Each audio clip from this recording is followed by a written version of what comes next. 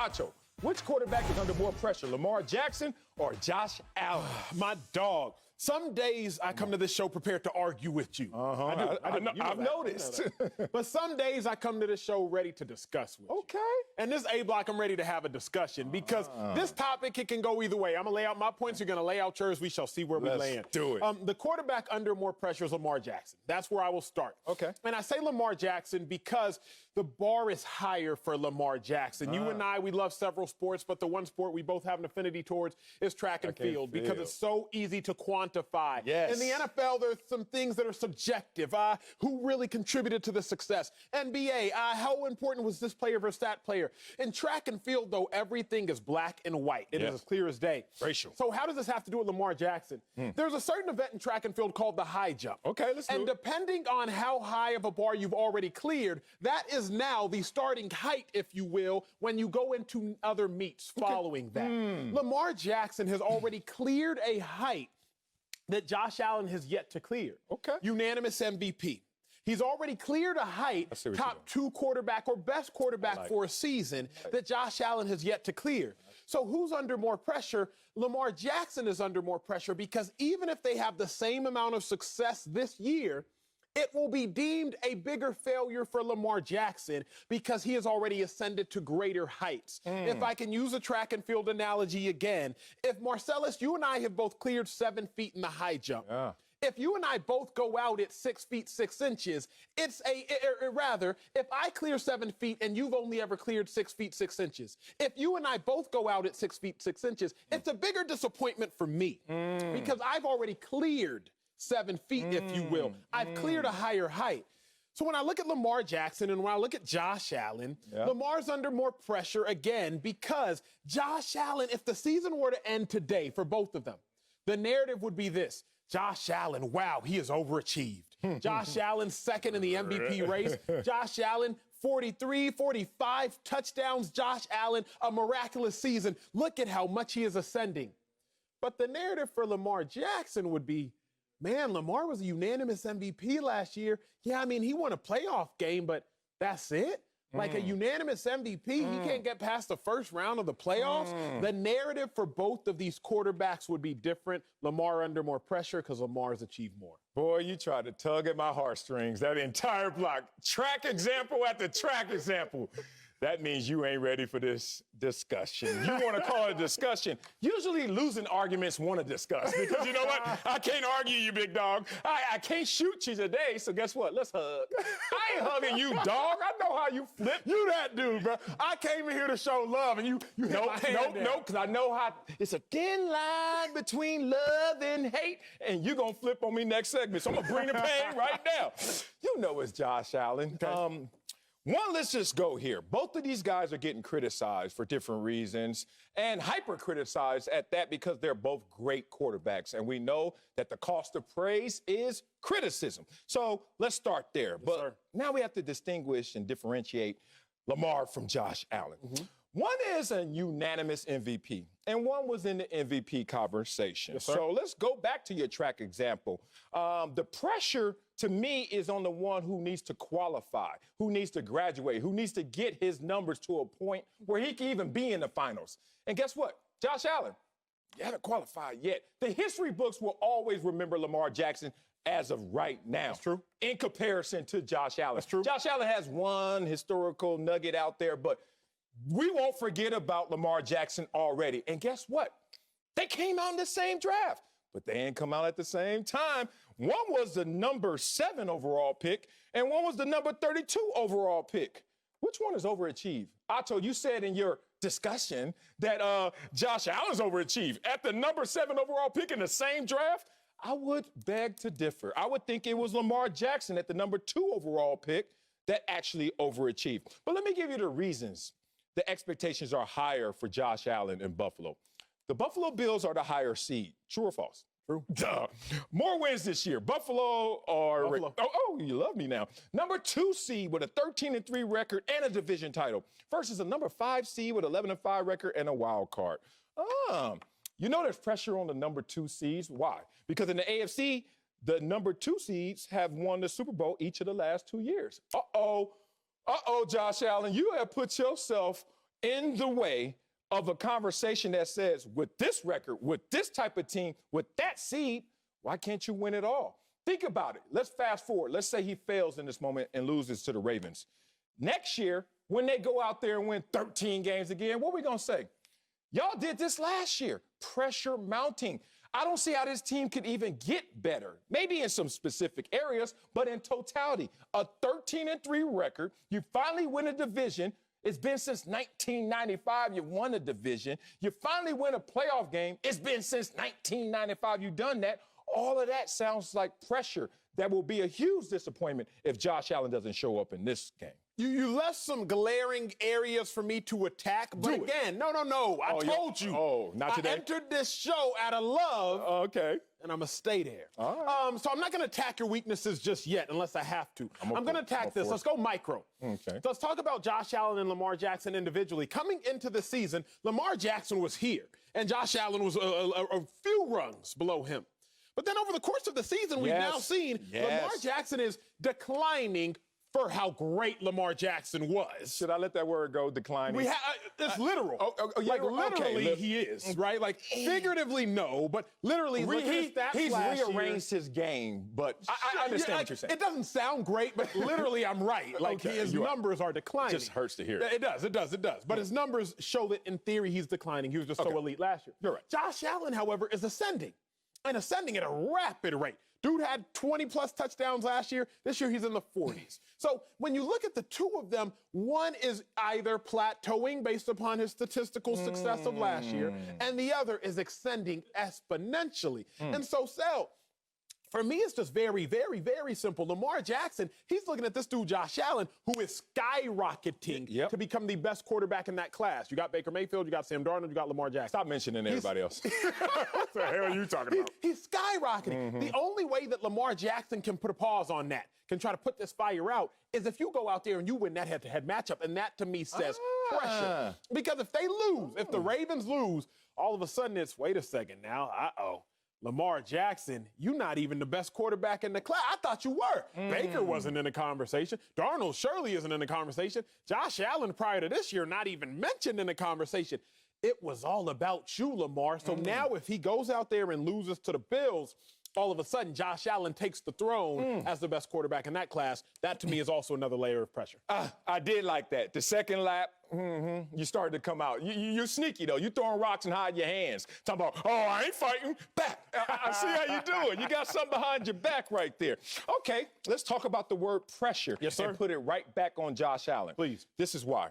The Bills are the favorites to win the game. Go to Vegas right now. You're a gambler. You're always in Vegas, at least in your mind you are. The hell? You go there, they're saying the Bills should win this game. That's pressure because you're expected to win. The number 5 seed, which are the Ravens, they haven't won a Super Bowl since 2007. So being real, think about it.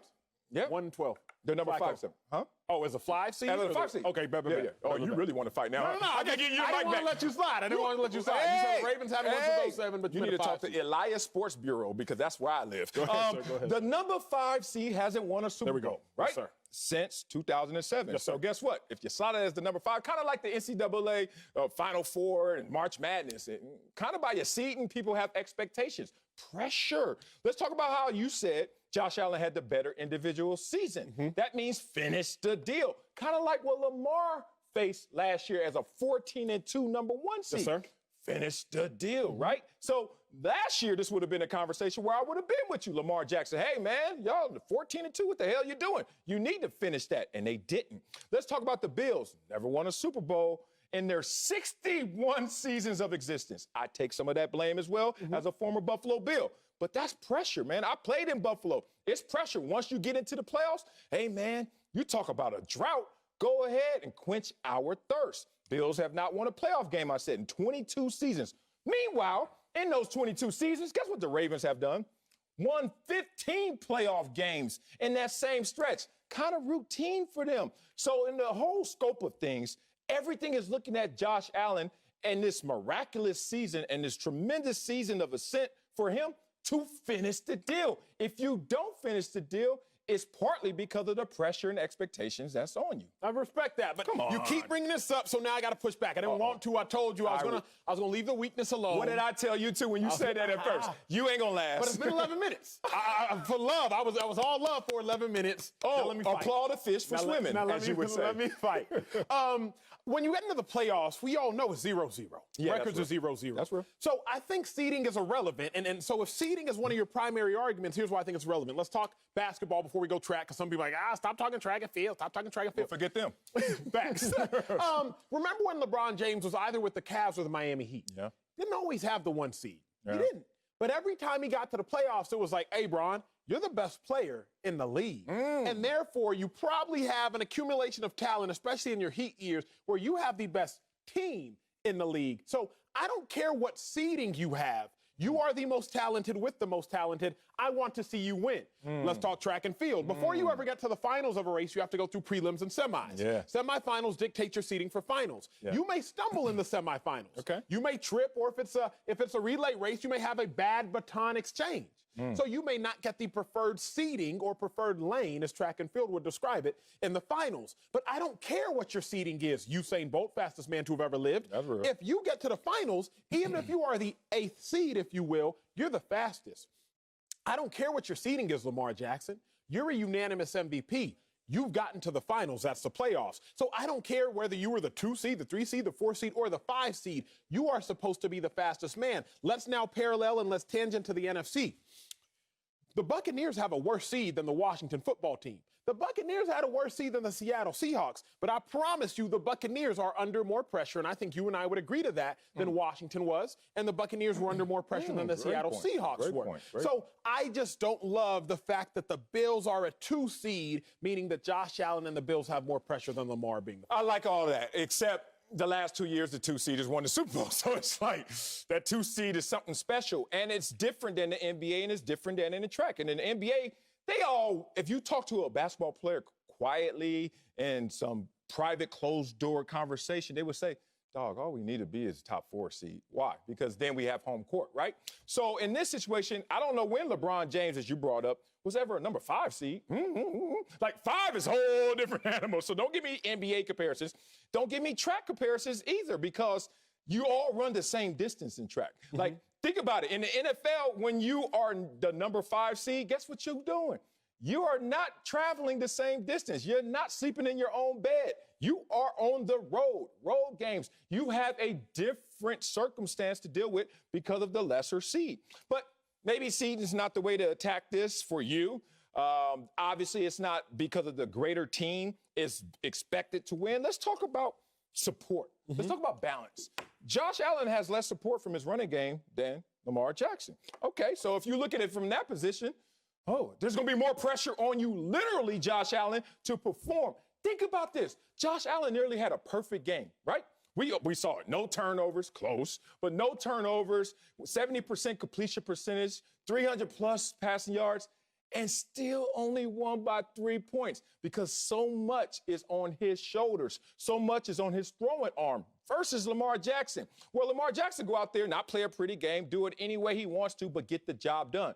Less expectations, also less pressure. Josh Allen has a worse defense than Lamar Jackson. So guess what? My defense is not as good. My running game is not as good. Guess what? When they run through the tunnel, and I ran through that tunnel for 4 years, boy. And there were some times when I ran through that tunnel, they were like, "Take a Wiley." Guess what? That's nothing in comparison when they say, Josh Allen, savior, win the game. Because you don't have the same level of defense. You don't have the same level of running game. I like that. Sel, come on, man. Growing up in my young Nigerian household, you got to educate me on young black culture. I'm going to talk about young Nigerian culture real quick. When we would eat rice and stew. Right? And you already missed us. we just had rice. We would eat rice and stew, and the rice and stew would also come with some chicken on it. And the thing about me is I would always save the chicken for last because it was the best part. Hey, you go last? I say the chicken. Okay, we go the best first. You get the chicken first?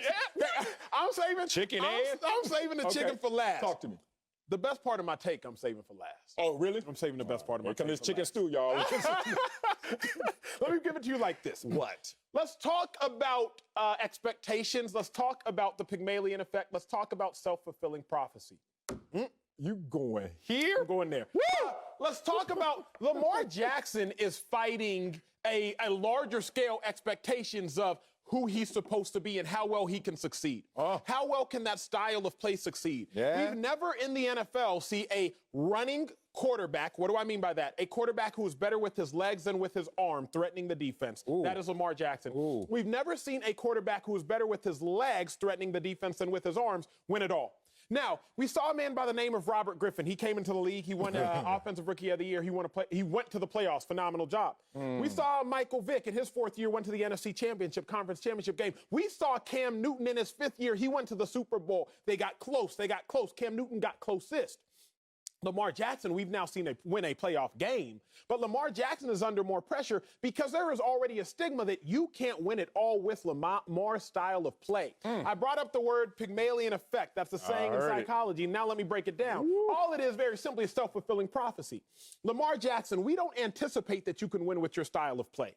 So now we're going to act that you can't win with your style of play. You're going to go out there and you are not going to win with your style of play, which is only going to reinforce our initial thought that, wait a second, Lamar, you can't win with your style of play. So who's under more pressure for me? If we really gonna be real, it comes down to the fact that don't nobody really expect Lamar Jackson to be able to win it all like he plays because we've never seen it. You have great general managers who I'm not going to name because they your dog, who initially didn't think Lamar Jackson could play the NFL quarterback position. I heard him. Now Lamar Jackson has proved everybody wrong, but it's still Lamar Jackson. Can you win like this? I think realistically, bro, Lamar will always be under more pressure because many are praying for his downfall, and he's already proved a ton of them wrong. Oh, you went there. In case of emergency, break glass. And I broke it. You broke it. And then you know what's in there? What'd you say? You went racial. You basically went racial. I didn't. Yes, you did. I didn't. I said nothing about race. No, you didn't. About color. But it was like, you know, Vanna White, when she just turned over one letter at a time. It was like, give me an R. And you're like, okay, well, let me get a C. Let me buy a vowel. A. Boom, boom. You went racial. Hey, would you like to would you like to say it? And you see RACIAL. In case of emergency, break glass, but be careful. You might hurt your hand trying to reach for what you were grabbing for. Talk to me. Have you ever heard of a guy by the name of Steve Young? Yes, sir. Doesn't he qualify for everything you just said? No, sir. And I understand sometimes when you go that argument of mobile quarterbacks, I understand the perception. Sometimes it's you let the paint job fool you. You start to see a black quarterback run, and you're just like, that's the only way that happens. And Steve Young, who had 537 rushing yards before in a season, back in the early 90s, when it was taboo, how dare you run the ball, had 6 rushing touchdowns before in the 90s when they were like taboo. Well, Lamar Jackson had 7 this year. Think about it. Like, Steve Young was doing this 20, 30, 40 years ago, it feels like. And people were like, what the hell is that? And it almost seems like amnesia took over the entire NFL as if he doesn't qualify. And the reason I bring him up is because he won it all. And I'm not trying to have that debate. It's just that I have never thought that Lamar Jackson couldn't win it all by his style of play. All I knew is he didn't have, and he still doesn't, being real, the receiving core necessary to really bring out all of his talents. But don't forget, he led the NFL last year in passing touchdowns. From the pocket at that. Hey, including white quarterbacks. like everybody. Lamar Jackson. So it never has entered my head, despite people trying to beat me up in perception, that Lamar Jackson couldn't get the deal done. But back to the original conversation. Yes, sir. Come on, man. This is a situation where Josh Allen is almost living in a parallel universe, the same one that Lamar Jackson was living in last year. And we saw how all that pressure burst into expectations and criticism for Lamar Jackson. All I'm trying to do is give Josh Allen an opportunity to know it's coming. If you don't finish with the better team, if you don't finish with the better record, and if you don't finish the deal with the better seed. That's all I got to say.